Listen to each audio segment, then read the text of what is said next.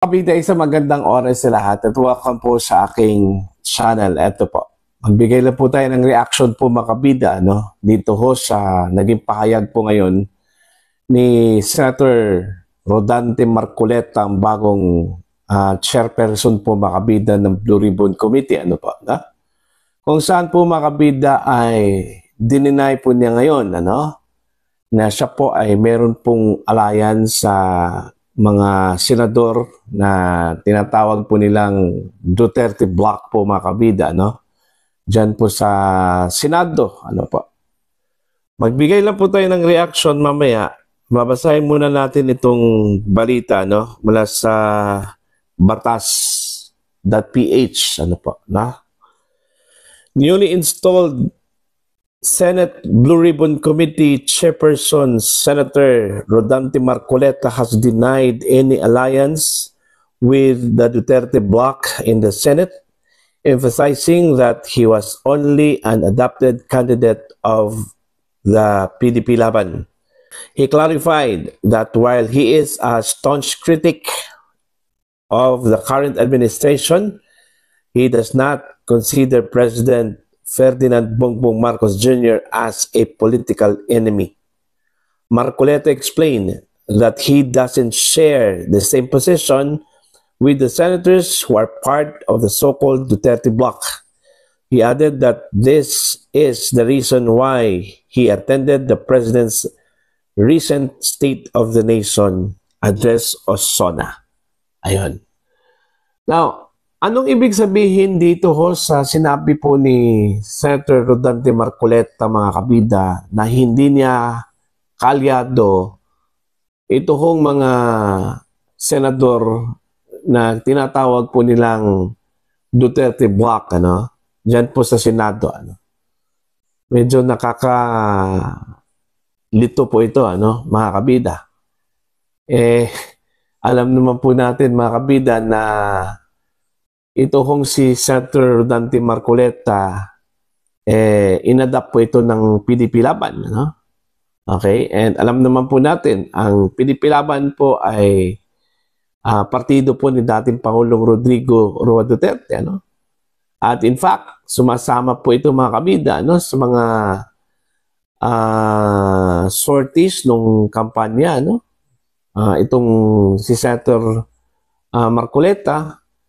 At katunayan nga pagkatapos itong manalo po ito mga kabida, pumunta pa ito ng The Hague, Netherlands para po samahan itong mga supporters ni dating Pangulong Duterte at makibahagi po sa mga pagdiriwang doon po sa The Hague, Netherlands po mga kabida, Kasama ito si Vice President Sara Duterte mga kabida at ilang pang mga senators, okay, na kabilang po sa Duterte block.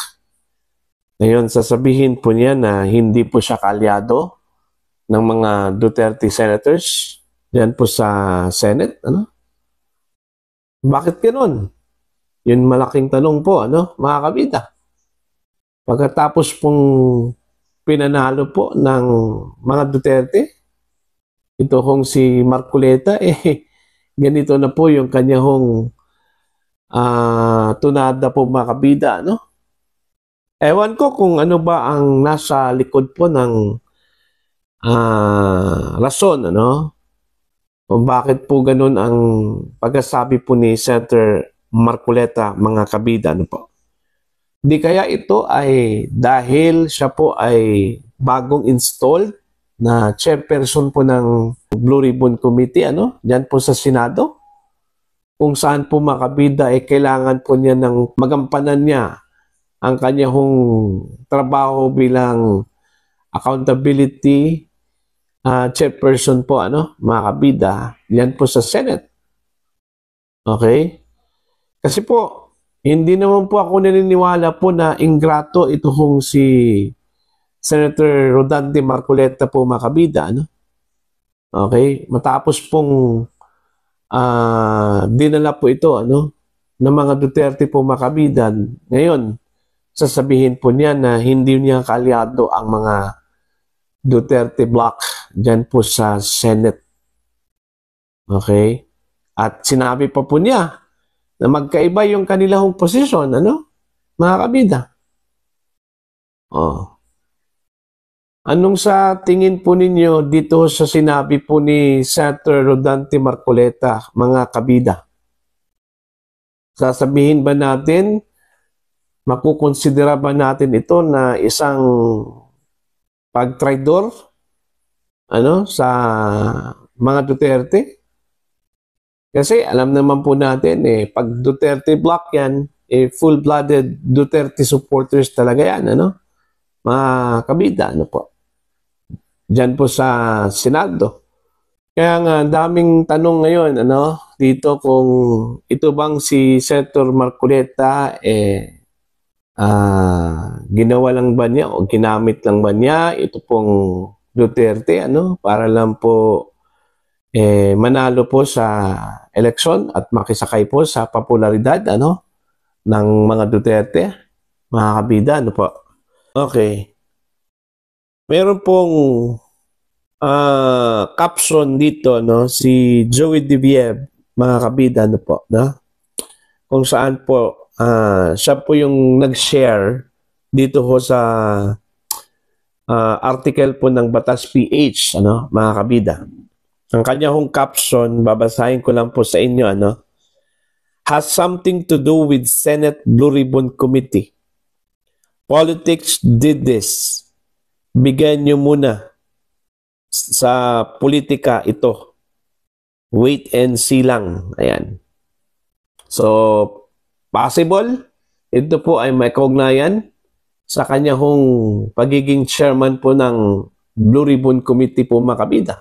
Kasi iba kasi yung kanyang posisyon ngayon, Kailangan po na mag-chairman ka po ng Blue Ribbon Committee, kailangan pong neutral ka po, mga kabida, dito, Walang pinapanigan kasi ang iimbestigahan mo dito, like for example, yung accountability po ng isang public official na gumawa po ng mga kasalanan po, na katulad na lang po ng corruption, Okay? Alam naman po natin na nabalot po ng corruption ito pong Marcos administration po, mga kabida. Baka po kung mag-iimbestiga ito hong si Senator Marcoleta, mga kabida, sa corruption issues po ng Marcos administration, baka makulayan po ito, na kasi Duterte supporter yan, kasi kaalyado ng mga Duterte yan, parang ganun Okay? Alam po natin, mga kabida, na nakaamba ngayon, ito hong kanyang gagawing investigasyon, Diyan po sa controversial na flood control projects po, mga kabida. So, bigay na lang po natin muna ito kay Senator Marcoleta, yung kanya hong sinabi po, mga kabida, kung talagang gusto po niya ng neutrality po dito sa kanyang komite, Okay? Kasi iba kasi yung makulayan ka po, mga kabida, Wala na pong maniniwala ho sa investigasyon po ninyo. Kung meron pong kulay, kung ang iniimbestigahan po ay yung kalukuhan po ng kasalukuyang administrasyon po, mga kabida.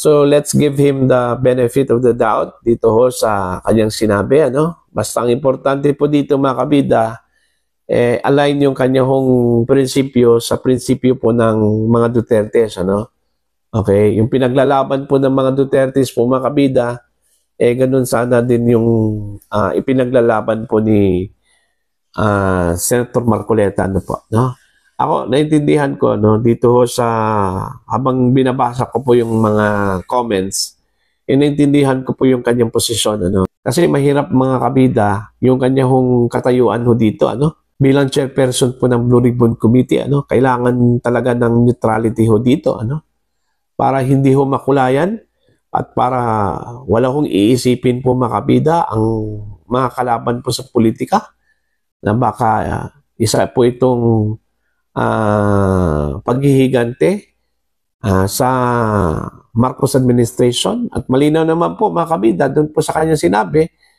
bagamat siya po ay kritiko po ng administrasyong Marcos, pero hindi ibig sabihin po mga kabida, na kalaban na po niya sa politika itong si Pangulong Marcos. Issues for issues lang po itong si Senator Marcoleta po, ang pagkakabasa at pagkakaintindi ko po mga kabida sa kanyang mga galaw ngayon, mga kabida, po. Magkaiba kasi yung sasabihin mo na Duterte supporter ka at kaalyado ka ng mga senador na tinatawag po na Duterte Block.